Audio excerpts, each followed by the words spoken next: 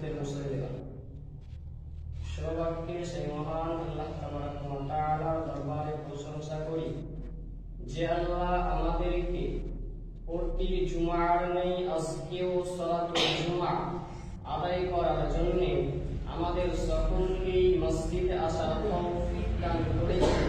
তাই সকলেই বলি আলহামদুলিল্লাহ। তারপরে ধর্মের গুরু, ধর্মের নেতা মা আমিনাল্লাহ মুরদুলাল হযরত আহমদ মুস্তাফা মুহাম্মদ মুস্তাফা সকলে বলি সাল্লাল্লাহু আলাইহি ওয়াসাল্লাম। পৃথিবীতে এমন কিছু পাপ রয়েছে যেটা ইহকালেও ক্ষতিগ্রস্ত, পরকালেও ক্ষতিগ্রস্ত, যেটা ইহকালেও বিপজ্জনক, পরকালেও বিপজ্জনক। তার মধ্যে একটি পাপ হলো অহংকার। দুনিয়াতে অনেক পাপ রয়েছে যে ইহকালেও ক্ষতিগ্রস্ত, পরকালেও ক্ষতিগ্রস্ত। তার মধ্যে একটি হলো অহংকার।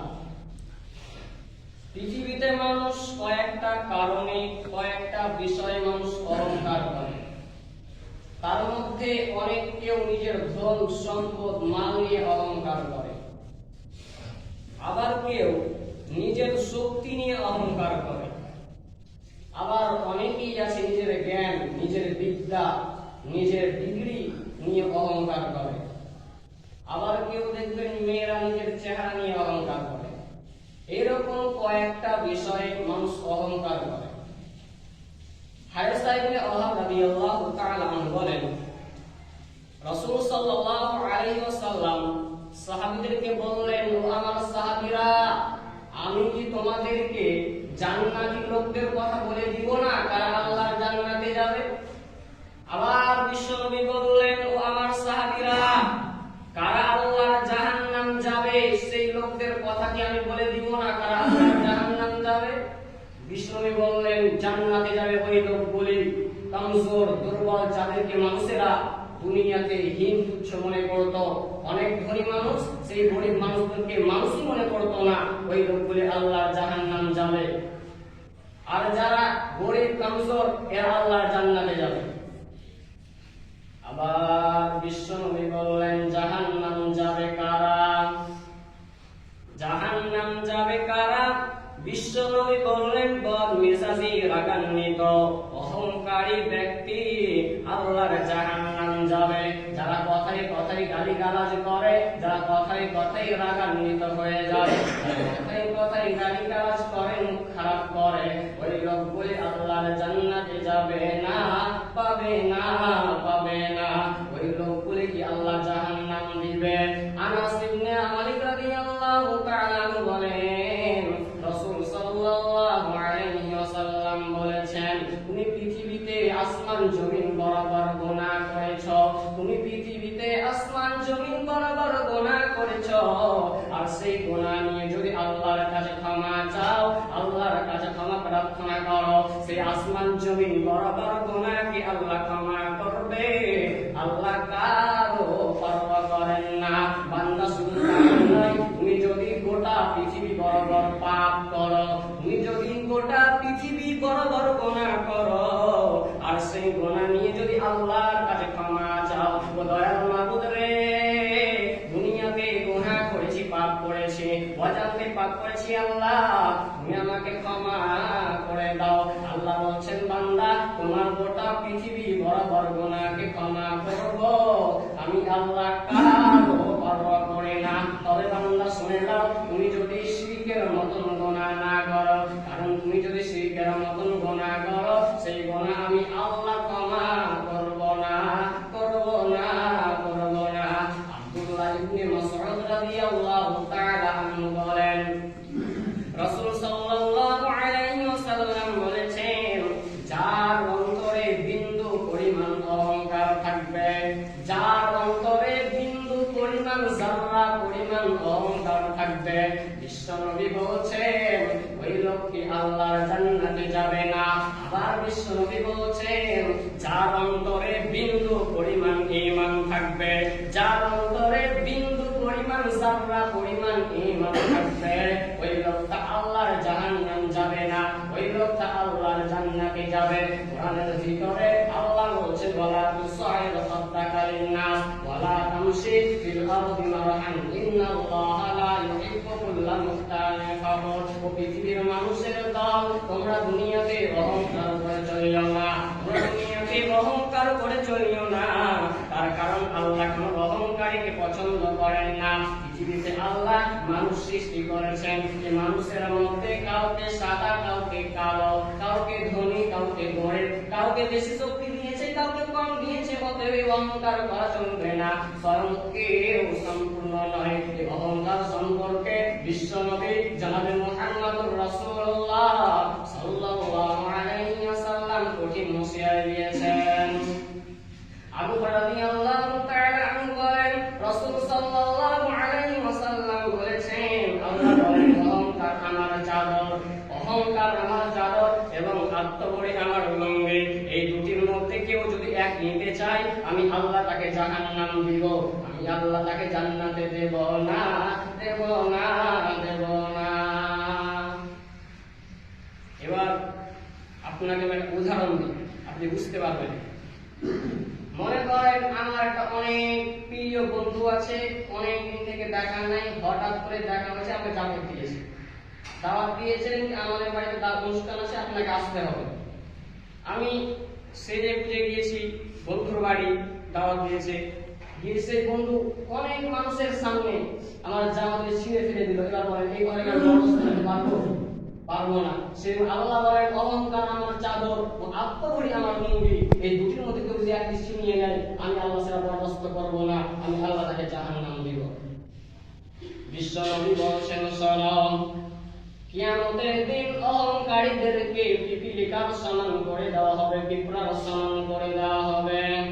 এবং জাহান্নামের ভিতরে একটা কারাগার রয়েছে, সেই কারাগারের নাম হলো বাবুলাস নামক কারাগার। এই অহংকারীদেরকে পিপীলিকার সমান আকৃতি করে দেওয়া হবে, অথবা তারা মানুষ, তাদেরকে আকৃতি করে দেওয়ার পর তাদেরকে হাঁকিয়ে জাহান্নামের ভিতরে সেই বাবুলাস নামক কারাগারে তাদেরকে হাঁকিয়ে ঢোকা হবে। এবার বন্ধুরে আমার, তার ডান দিকে আগুন, বাম দিকে আগুন, উপরে আগুন, নিচে আগুন। জাহান্নামীদেরকে খেতে দেওয়া হবে, জাহান্নামীদের রক্ত, তরল পদার্থ, সেই জিনিস তাদের খেতে দেওয়া হবে। আব্দুল্লাহ ইবনে মাসউদ রাদিয়াল্লাহু তাআলা আনহু বলেন, রাসূল সাল্লাল্লাহু আলাইহি ওয়াসাল্লাম বলেছেন, যার অন্তরে সরিষা দানা সম পরিমাণ ঈমান থাকবে, সেই লোকটা আল্লাহর জাহান্নাম যাবে না। আর যার অন্তরে সরিষা দানা সম পরিমাণ অহংকার থাকবে, ওই লোকটা আল্লাহর জাহান্নাম যাবে না। আবু হুরায়রা রাদিয়াল্লাহু তাআলা আনহু বলেন, রাসূল সাল্লাল্লাহু আলাইহি ওয়াসাল্লাম বলেছেন, তিন শ্রেণীর মানুষের সঙ্গে আল্লাহ কিয়ামতের দিন কথা বলবেন না। তার মধ্যে একজন বয়স্ক জিনাকার, বয়স হয়ে গেছে, তারপর জিনা করে, মেয়ের দিকে খারাপ নজরে তাকায়, ওই লোকটার সাথে কিয়ামতের দিন আল্লাহ কথা বলবেন না। নাম্বার 2, মিথ্যুক শাসক, একটা শাসক, গ্রামের শাসক এবং মানব সর্দার এবং নেতারা, গ্রামের শাসক, এই নেতারা যদি মিথ্যা কথা বলে, এই লোকগুলি আল্লাহর জাহান্নাম যাবে এবং এরা আল্লাহর জান্নাতে যাবে না, যাবে না, যাবে না। আপনাদেরকে ইতিহাস শোনাই, সাহাবীরা কেমন নেতা ছিলেন। আমিরুল মুমিনিন খলিফাতুল মুসলিমিন উমর রাতের বেলায় লাঠি নিয়ে দৌড়ে বেড়ায়, রাতের বেলায় ঘুরে বেড়ায়, গ্রামে ঘুরে বেড়ায়, দেখে কেউ নাকি অভাবগ্রস্ত আছে নাকি। দেখতে আমিরুল মুমিনিন উমর দেখলো পাহাড়ের গুহায় একজন মহিলা এবং তার 2 জন বাচ্চা কান্না করছে, এবং সেই মহিলা যেন কড়াইয়ের ভিতরে কি যেন রান্না করছে। আমিরুল মুমিনিন উমর খলিফাতুল মুসলিমিন উমর গিয়ে দেখলো সে তার বাচ্চারা কান্না করছে, অনেক কান্না করছে, এবং হাড়ির ভিতরে দেখলো পাথর দিয়ে শুধু রান্না করছে, নাড়াচাড়া করছে। এবার তখন সেই মেয়েকে বলছে, তুমি কেন এদেরকে খাওয়াই নাই, তুমি এরা কান্না করছে কেন, তুমি এদেরকে খাওয়াও নাই? তখন বলছে, আর তুমি আমাকে অপরাধী বলতে পারো না, তার কারণ হলো কদিন থেকে আমাদের বাড়িতে কোনো খাবার নাই, তুমি আমাদেরকে অপরাধী বলতে পারো না। আমিরুল মুমিনিন খলিফাতুল মুসলিমিন বললেন, দাঁড়াও, আমি তোমার ব্যবস্থা করতেছি। দৌড়ে বাড়ি গেল, বাড়ি যাওয়ার পর তার খাদেম আসলামকে ডেকে বলছেন, আসলাম রে, বাইতুল মালের দরজা তাড়াতাড়ি খোলো, তাড়াতাড়ি এখান থেকে সবজি লোড করো, খাবার লোড করার পর আমিরুল মুমিনিন উমর আসলাম আসলামকে বলছে, আসলাম রে, এই বোঝা আমার মাথায় উঠিয়ে দাও। আসলাম বলছে, আমিরুল মুমিনিন উমর, কেমন কথা আপনি বলছেন? আপনার বোঝা বহন করার জন্য আমি তো খাদেম রয়েছে, আপনার বোঝা বহন করার জন্য আমি তো খাদেম রয়েছে, কেন আপনি কষ্ট করবেন? আমিরুল মুমিনিন উমর বলছেন, আসলাম রে, আজকে যে দৃশ্য আমি দেখে এলাম,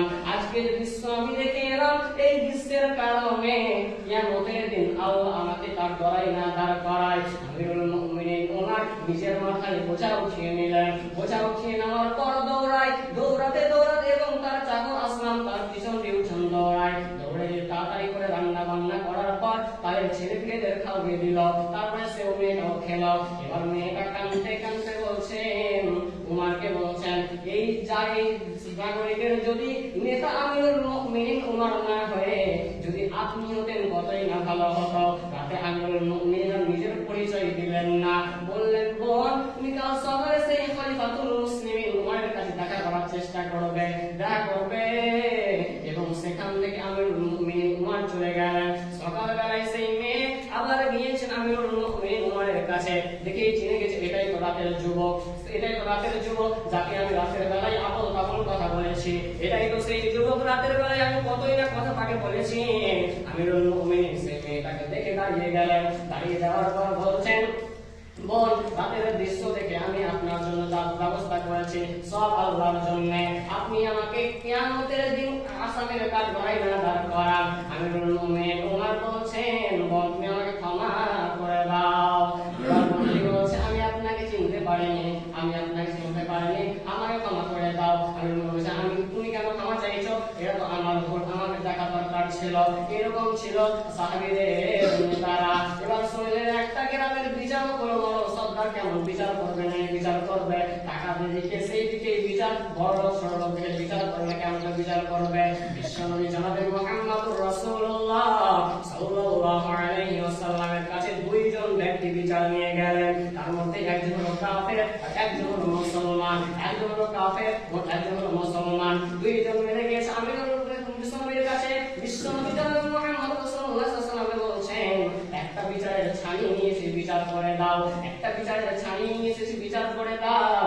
বিশ্বনবী তাদের কথা সব শুনে নিলেন। কথা শোনার পর মুসলমানের প্রতি রায় না দিয়ে কাফেরের প্রতি রায় দিলেন। বিশ্বনবী সব কথা শুনে নিলেন। তারপরে দোষারোপ করলেন কাফেরকে দোষারোপ করলেন না, কাফের খালাস ছেড়ে দিলেন। দোষারোপ করেন মুসলমানকে। মুসলমান তখন রাগান্বিত হয়ে গেল, কেন আমি নামাজ পড়ি নবীর পিছনে, আমি জিহাদে অংশগ্রহণ করি, দান করি, সাদকা করি, তারপর আমার প্রতি রায় না দিয়ে কাফেরের প্রতি কেন রায় দিল? তার বিচার পছন্দ হলো না। এবার চলে গেল আমিরুল মুমিনিন উমরের কাছে। উমরকে গিয়ে বলছে, উমর, একটা বিচারের ছানি নিয়ে এসেছি, বিচার করে দিতে হবে। একটা বিচারের ছানি নিয়ে এসে বিচার করে দিতে হবে। আমিরুল মুমিনিন উমর বলছেন, প্রথমে কার কাছে গিয়েছিলে তুমি বলো, প্রথমে কার কাছে বিচার নিয়ে তুমি গিয়েছিলে তুমি বলো। তখন আমিরুল মুমিনিন উমর বলছিল, বলো যে আমি প্রথমে গিয়েছিলাম বিশ্বনবী জনাবে মুহাম্মদুর রাসূলুল্লাহ সাল্লাল্লাহু আলাইহি ওয়াসাল্লামের কাছে। এবার উমর ঘরের ভিতরে ঢুকলেন। ঘরের ভিতরে ঢোকার পর একটা তলোয়ার বের করে এক চুপে গর্দান ছুটিয়ে দিলেন। এবার বললেন যে বিশ্বনবীর বিচারকে অমান্য করে, এটা যে বিশ্বনবীর কথাকে অমান্য করে সে মুসলমান হতে পারে না, সে মুসলমান থেকে বাতিল হয়ে গেল, এই জন্য তাকে হত্যা করে দিল। বিশ্বনবী ৩ নম্বরে বলছেন, ওই লোকের সঙ্গে কিয়ামতের দিন আল্লাহ কথা বলবেন না। গরিব অহংকারী, যে গরিব অহংকার করে, অনেক গরিব মানুষ অহংকার করে, বিশ্বনবী বলছেন কিয়ামতের দিন তার সঙ্গে আল্লাহ কথা বলবেন না। অনেক গরিব মানুষ অহংকার করে কখন? যখন হঠাৎ গরিব আছে, হঠাৎ করে হয়তো ঘটে দাঁড়াচ্ছে, হয়তো কোনো কি পেয়েছে, হঠাৎ করে বড় লোক হয়ে গেছে, এরকম যে মানুষটার অহংকার হয়। এই অহংকার দরিদ্র, আল্লাহ কিয়ামতের দিন তার সঙ্গে কথা বলবেন না। আবু রাদিয়াল্লাহু তাআলা আনহু বলেন, রাসূল সাল্লাল্লাহু আলাইহি ওয়াসাল্লাম বলেছেন, যে ব্যক্তি অহংকার বশত টাকনোর নিচে কাপড় পরিধান করবে, যে ব্যক্তি অহংকার বশত টাকনোর নিচে কাপড় পরিধান করবে, বিশ্বনবী বলছেন ওই লোকটা আল্লাহর জাহান্নাম যাবে। করে ওই লোকটা আল্লাহর জান্নাতে যাবে না, যাবে না, যাবে না।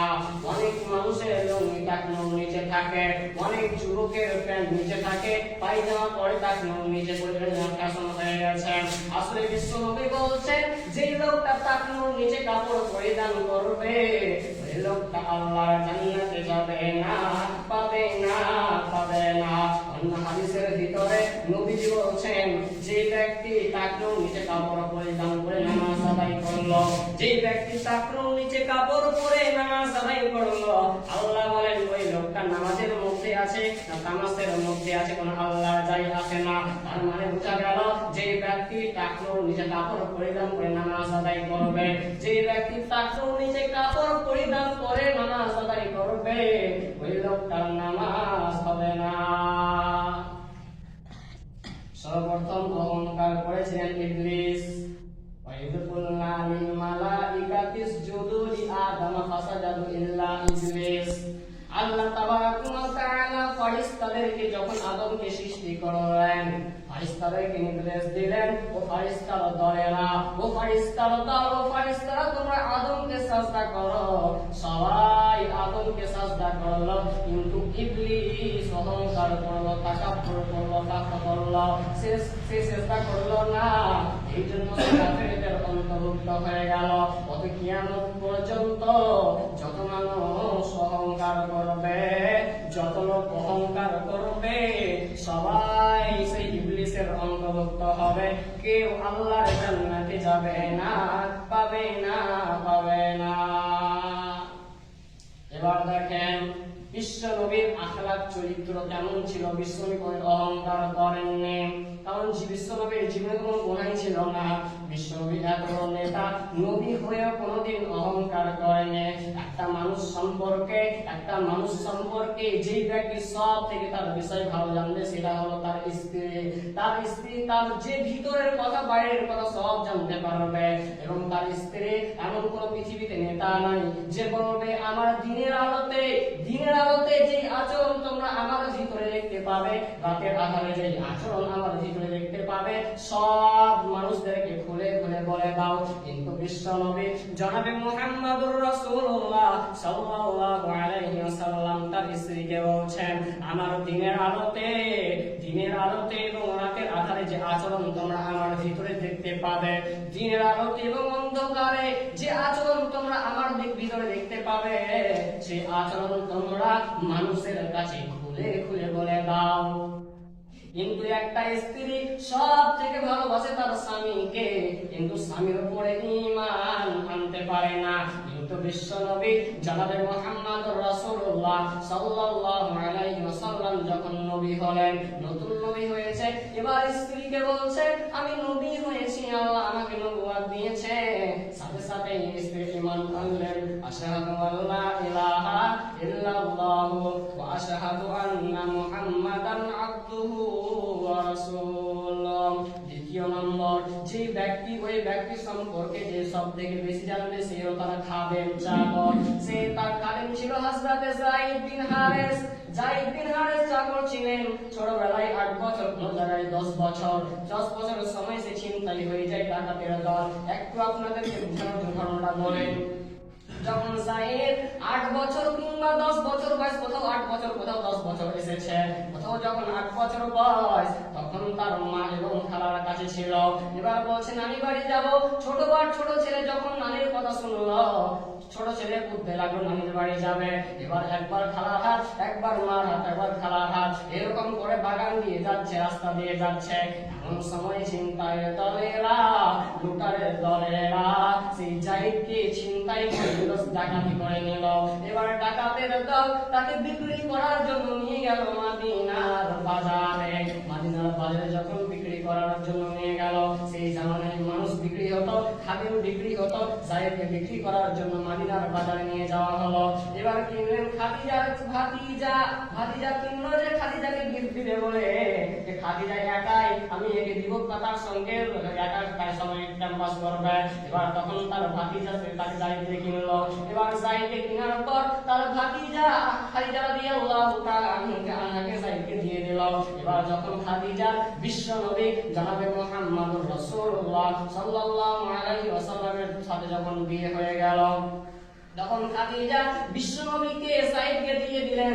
বললেন, ইয়া রাসূলুল্লাহ, যায়েদ তো আমার কাছে ছিল, আমার তোমার সঙ্গে এখন বিয়ে হলো, এখন তোমার যা কিছু প্রয়োজন পড়বে, কখনো উজুর পানি, কখনো জামা কাপড় নিয়ে আনার দরকার হবে, এই যে আমি যায়েদকে তোমাকে দিয়ে দিলাম, এই যায়েদ তোমাকে সব কামে সহযোগিতা করবে। এবং যায়েদ থাকতে লাগলো বিশ্ব নবী জনাবে মুহাম্মদুর রাসূলুল্লাহ সাল্লাল্লাহু আলাইহি ওয়াসাল্লামের কাছে। এবং থাকতে থাকতে অনেক বড় হয়ে যায়, কত 15 বছর 18 এবং হয়ে যায়। হয়ে যাওয়ার পর সেই মক্কাতে দুইজন ব্যক্তি যায়েদের গ্রাম থেকে হজ করতে আসে। হজ করতে এসে চিনে গিয়েছে এটাই তো যায়েদ, ছোটবেলায় যে হারিয়ে গেছে, ডাকাতি হয়ে গেছে, এটাই তো সেই যায়েদ।